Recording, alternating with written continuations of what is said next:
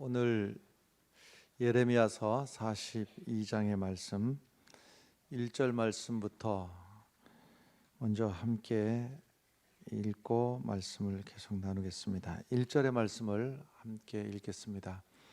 이에 모든 군대의 지휘관과 갈의 아들 요하난과 호사의 아들 여사냐와 백성의 낮은 자로부터 높은 자까지 다 나와. 군대의 지휘관이 예레미야 앞으로 나왔고, 이런저런 사람들, 백성의 낮은 자로부터 높은 자까지 다 예레미야를 찾아왔습니다. 아쉬워서 찾아온 겁니다. 그런데 예레미야에게 이렇게 많은 사람들이 찾아왔다는 사실이 예레미야가 그동안 어떻게 지냈었는지를 아는 사람 같으면 입이 쩍 벌어질 일이고, 예레미야가 어떻게 살아왔는지를 모르는 사람은 이게 뭔 소린지를 느낌을 가질 수가 없는데, 무슨 말씀인가 하면 예레미야는 지금까지 하나님의 선지자로서 말씀을 전하는데 어느 누구 하나 그 말을 들어주는 사람이 없었고, 듣는 척을 하는 사람도 없었고, 오히려 예레미야가 하나님의 말씀을 전하면 그 말씀에 대해서 못마땅하게 여기고 예레미야를 핍박하고 옥에 가두고 물 없는 웅덩이에다가 집어 던져놓고 옥에 갇히기를 한두 번 한 게 아닙니다. 쓸데없는 소리 한다고, 왜 그런 소리 하고 다니느냐고. 그러니까 예레미야는 하나님의 말씀이 임하여서 그 말씀을 전하지만 그 말씀을 사람들이 싫어했습니다. 좋아하지 않았어요. 그래서 예레미야를 사람들이 핍박을 했어요.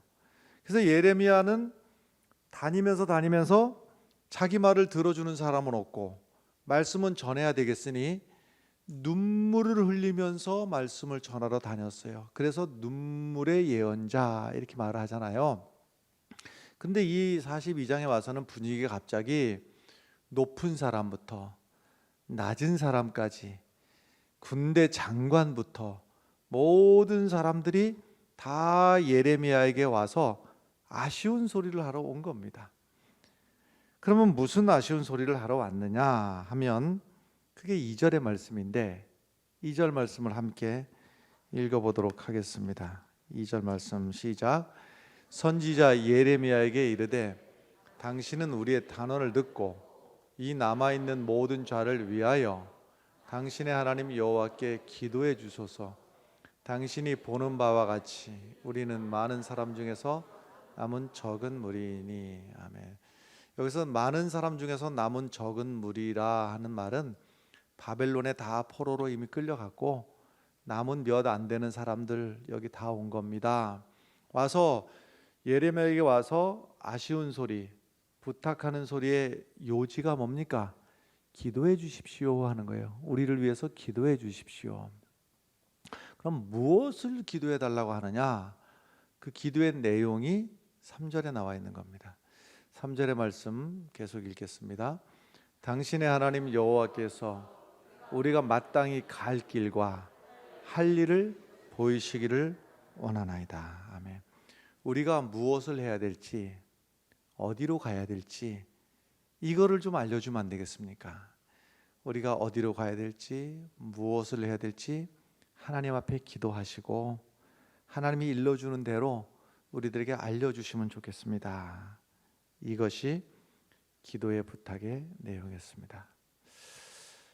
자, 이 대목에서 지금 상황이 어떤 상황이길래 그토록 예레미야를 멸시하고 무시하고 했다가 갑자기 분위기가 이렇게 돼서 예레미야에게 와서 이 기도 부탁을 하고 있는가 하면, 하나님께서 처음에 하나님이 사람을 창조하시고 그 사람을 보시면서 하나님이 참 기쁘다, 좋다 이러셨어요.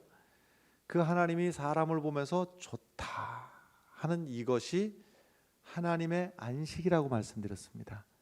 그러니까 하나님은 피곤해가지고 쉬시는 게 안식이 아니고 하나 사람을 만들어 놓고 좋다 하고 느꼈던 것이 이게 하나님의 안식인데, 이 하나님의 안식을 누가 깨버리는가 하면 처음 사람 아담이 깨버리는 거예요.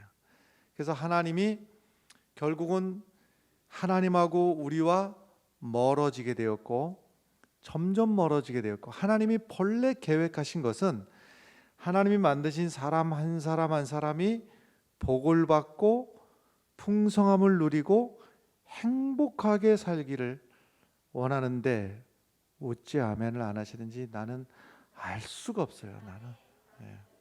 하나님의 본래 계획이 우리로 하여금 풍성한 삶을 살고 행복한 삶을 살기를 원하시는 것이 하나님의 계획이었단 말이에요. 근데 이 계획이 틀어진 거예요. 그래서 하나님하고 점점 멀어지고 원수가 되었어요. 이럴 때 하나님께서 다시 계획을 세우시고 아브라함 한 사람을 부르셔서 한 민족을 이루게 하시고, 이 민족이 저 애굽 땅에 가서 종살이 하고 있을 때에 그 애굽에서, 그 종되었던 애굽 땅에서 하나님이 건져내 주셨어요.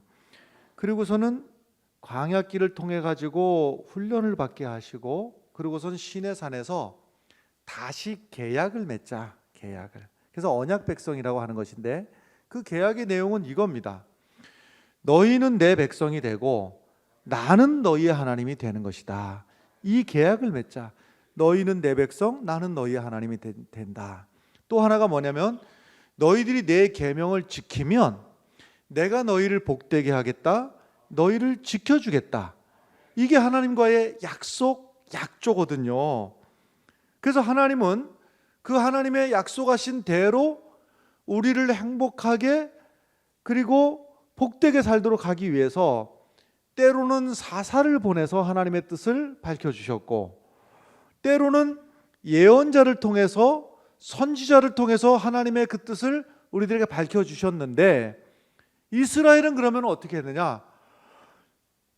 가나안에 들어가자마자 하나님 말씀을 어기고 우상 숭배를 했고, 그 뒤로부터 사사기의 그 긴 이야기는 하나님 앞에 불순종했더라. 그래서 하나님 앞에 책망을 받아서 이웃 나라의 침략을 받아 고통 중에 있었더라. 그 고통 중에 부르짖었더니 하나님이 다시 은혜를 베풀어서 사사를 보내주셨더라.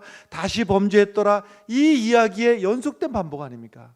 그 다음에 왕정시대에도 선지자를 보내서, 분열왕국 시대에도 하나님께서 하나님의 사람 선지자들을 보내서 하나님의 말씀을 전하지만, 그 하나님의 선지자들의 말씀의 공통적인 이야기가 뭐냐? 공통적인 이야기가, 너희들은 제발 어떤 나라도 의지하지 말라.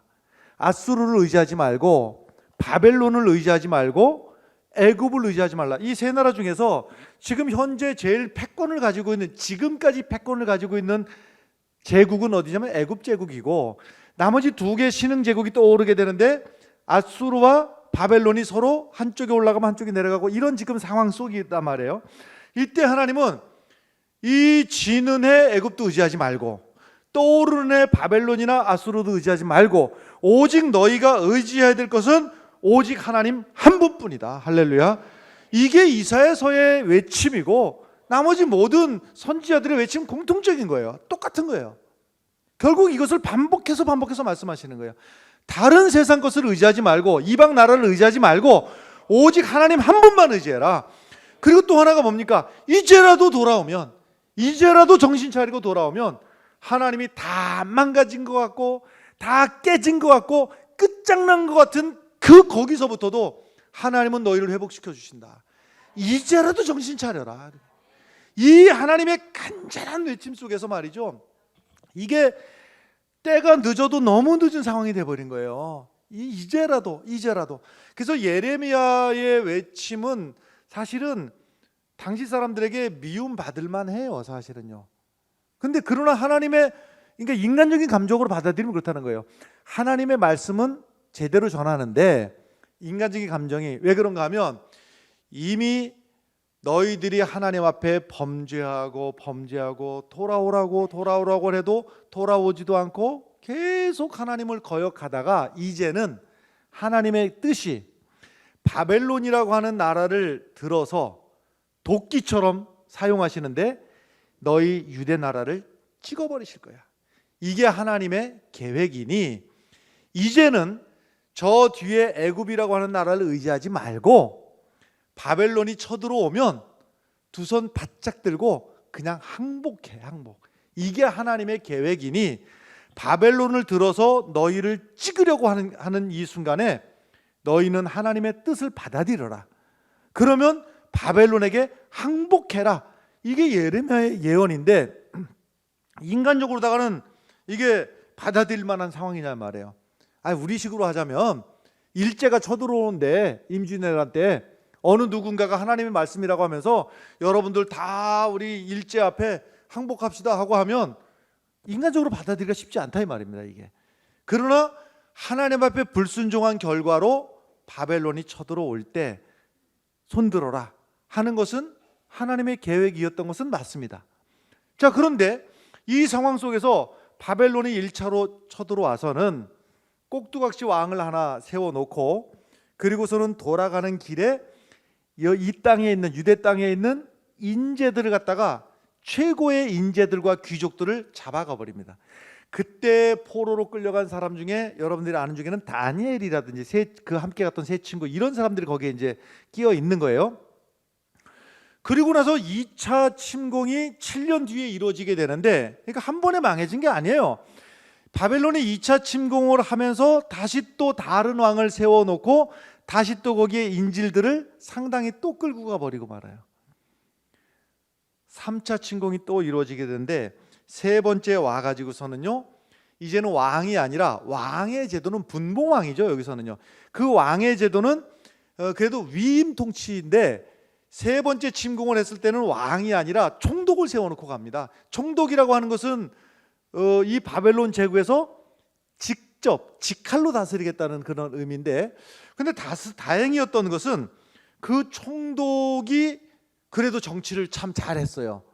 이 참 어수선한 이 유대 땅에 와가지고 그래도 정치를 안정적으로 잘 하다 보니까 사람들이 그래도 모여드는 거예요. 총독이 이렇게 정치하는 지배체제에서.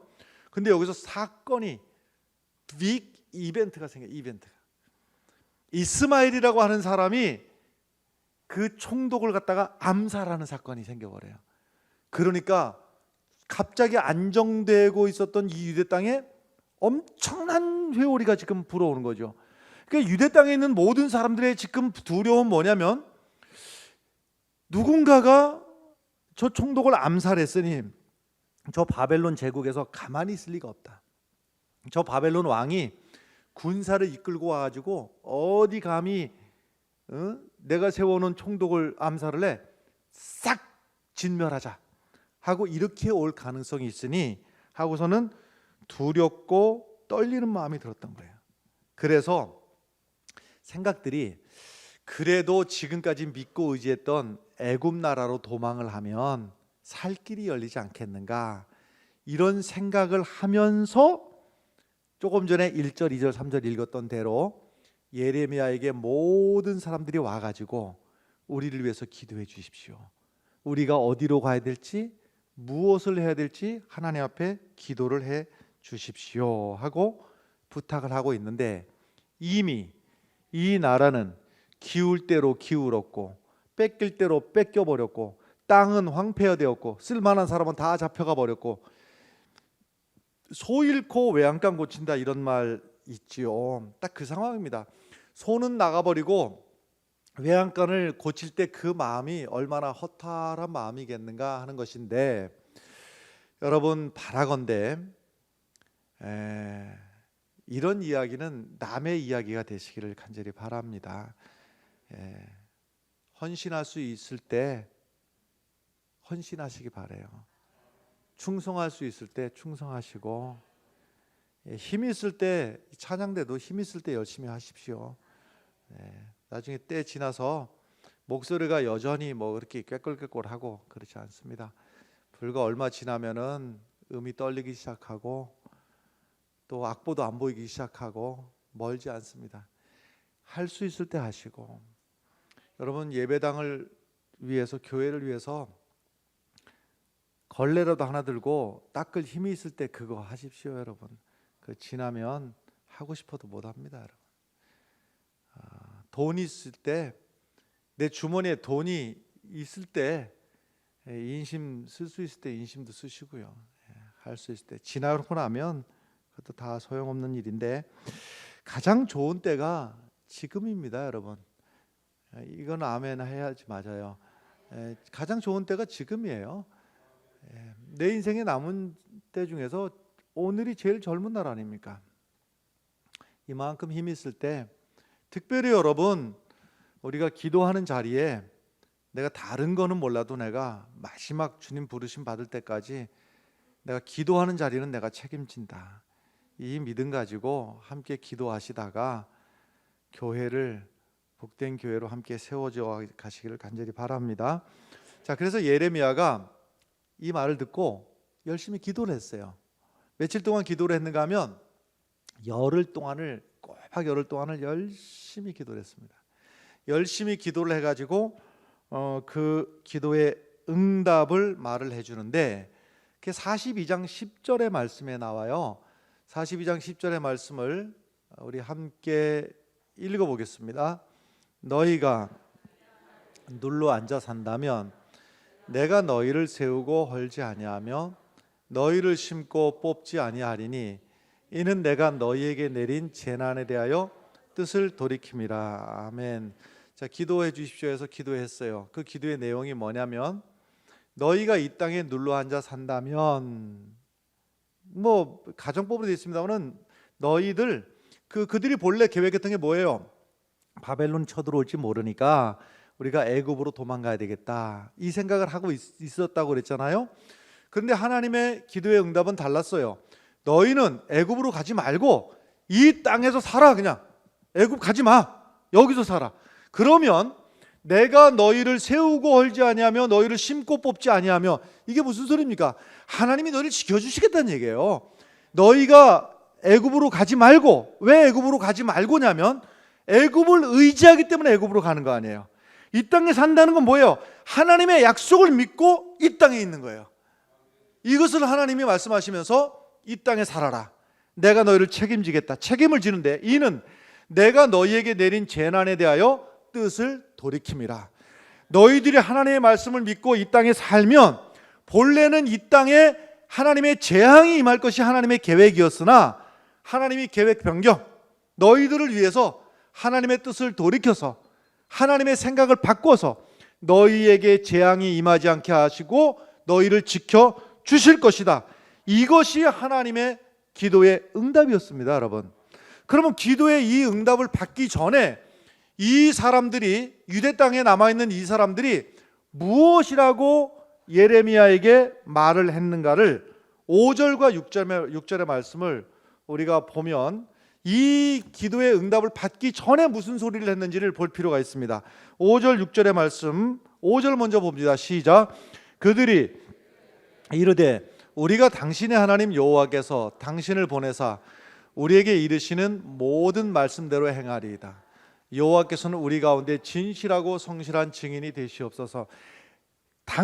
하나님이 예레미야 당신한테를 통해서 하는 그 말씀 그대로 행하겠습니다. 이게 약속이었어요. 계속 6절 말씀 보겠어요. 6절 시작. 우리가 당신을 우리 하나님 여호와께 보내면 그의 목소리가 우리에게 좋든지 좋지 않든지를 막론하고 순종하려 함이라. 우리가 우리 하나님 여호와의 목소리를 순종하면 우리에게 복이 있으리라. 앞뒤 다 자르고 이 말씀만 보면 세상에 이렇게 좋은 말씀이 있을까? 아마 고소하기로 말하자면 참기름도 이렇게 고소하지 못하겠다. 보세요. 우리에게 좋든지 좋지 않든지 하나님 앞에 기도해서 우리들에게 응답의 말씀을 주실 때 우리가 좋게 생각하든지 좋지 않든지 간에 막론하고 순종하겠습니다. 그리고 또 보세요. 우리가 우리 하나님 여호와의 목소리를 순종하면 우리에게 복이 있으리라. 이랬단 말이에요. 자, 그런데 문제가 어디 있느냐? 불행의 시작이 어디부터 불행의 시작이냐? 말은 청산유수로 말은 하나님의 말씀 따라 살겠습니다, 순종하겠습니다 말은 해놓고 생각은 무슨 생각을 가지고 있다고요? 이미 결론 다 가지고 있어요. 여기서 결론이 무슨 결론입니까? 애굽으로 도망가야 되겠다. 우리 모두가 애굽으로 옮겨야 되겠다. 이게 머릿속의 생각이에요. 자, 이것은 합리적인 생각이에요. 어떻게 합리적이냐? 아니, 총독을, 바벨론이 세우는 총독을 암살을 했어? 바벨론에서 당연히 군대 보내겠지. 우리는 죽겠지. 도망가야 되겠지. 이건 누가 생각해도 이게 정답이야. 예레미야가 응답을 받아도 이 응답을 받아올 거고, 하나님이 말씀하셔도 이 말씀을 주실 거야. 이미 결론을 딱 가지고 우리가 무슨 말씀을 하든지 그 말씀대로 순종하겠습니다. 내 생각을 딱 가지고, 이게 하나님도 꼼짝없이 내 생각대로 해야 될 거야. 하나님도 나를 따라와야 돼. 하나님도 내 뜻대로 따라와야 돼. 내 기준을 먼저 가지고, 내 생각을 먼저 가지고서는 있었던 것이 문제인 것이죠. 그런데 웬걸 애굽으로 가지 말라, 이 땅에 있어라. 이 땅에 있는다는 것은 하나님을 절대적으로 의지한다는 것이고, 그러면 하나님이 책임져 주시고 지켜주시고 내리기로 했던 징계도 내리지 않겠다. 내 생각은 너무 다른 거예요. 그러니까 이 사람들이 그토록 부탁해서 기도해 주세요. 그 말씀대로 우리가 순종하겠어요.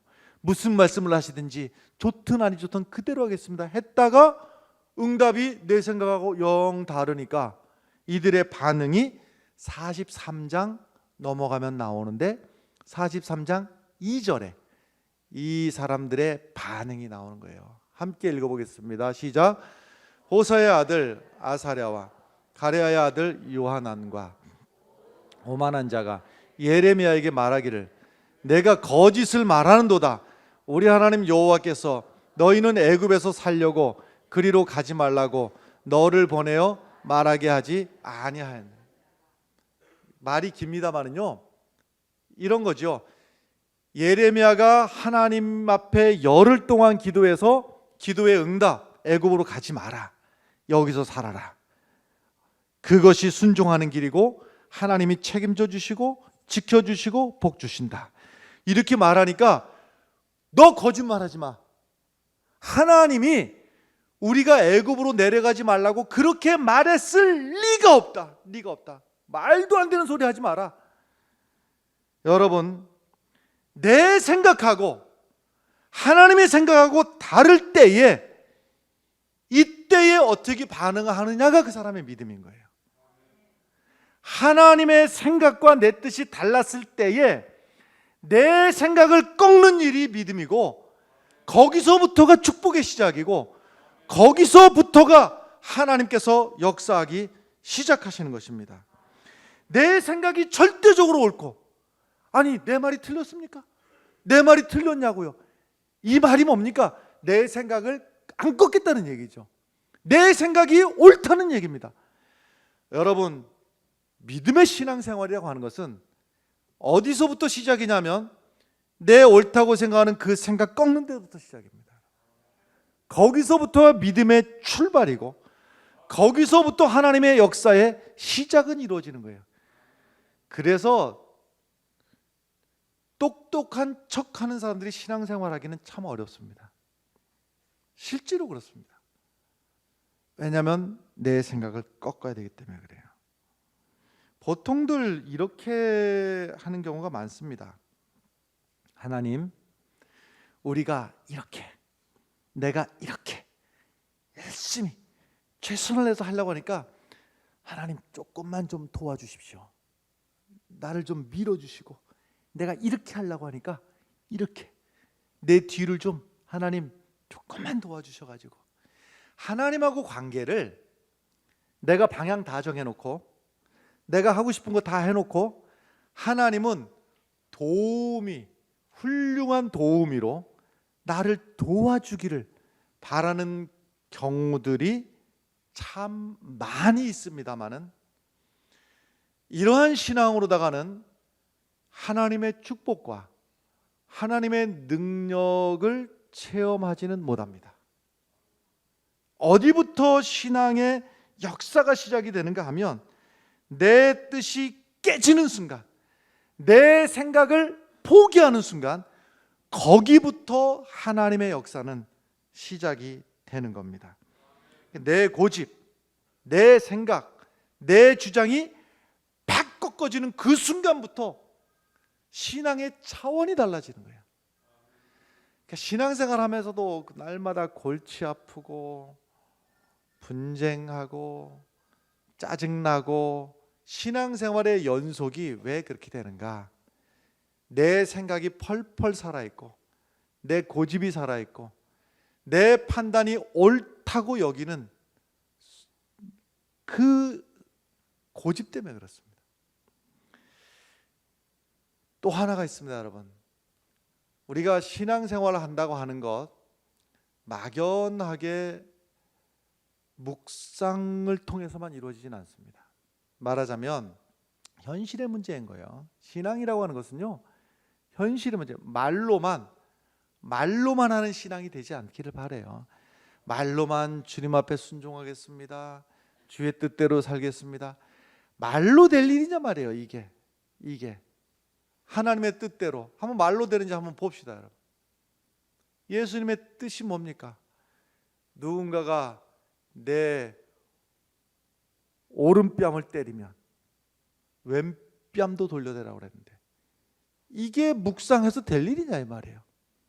누군가가 내 오른뺨을 한 대 올려 붙였을 때에 왼뺨을 돌려대는 일은 아픈 것도 아프지만 내 자존심은 어떡할 거며, 옆에 있는 사람, 저 사람은 배알이 있니 없니, 자존심이 있니 없니, 그 비난하는 소리는 어떻게 할 것이며, 현실의 문제다 말이에요. 그러니까 하나님 말씀대로 산다고 하는 것은 엄청난 삶의 결단이 필요한 겁니다, 여러분.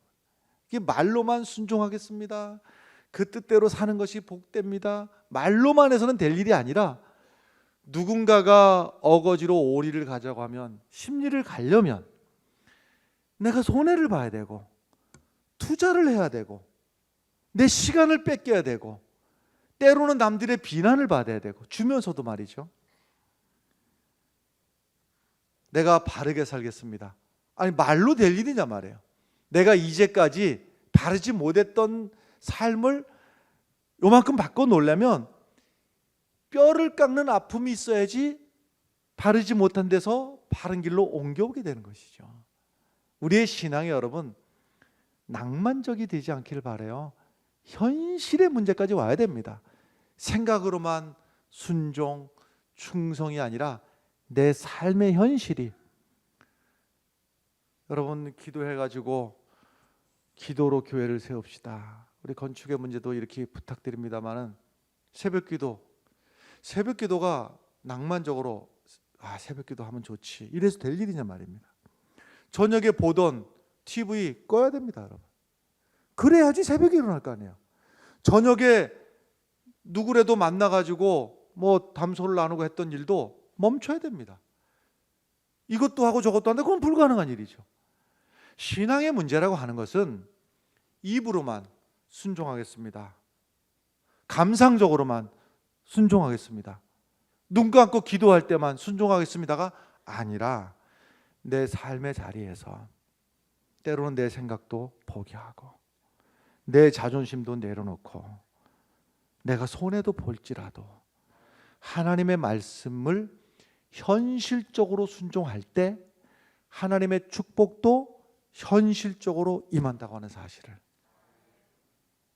여러분, 바라건대 이 유대 나라 백성들은 그 뜻을 꺾지 못하고 끝내 하나님의 뜻은 애굽으로 가지 말고 여기 있어라, 하나님이 책임져 주신다, 복 주신다. 아니요, 우리 현실적인 판단으로다가 내 생각으로다가는 애굽으로 가야 되겠어요.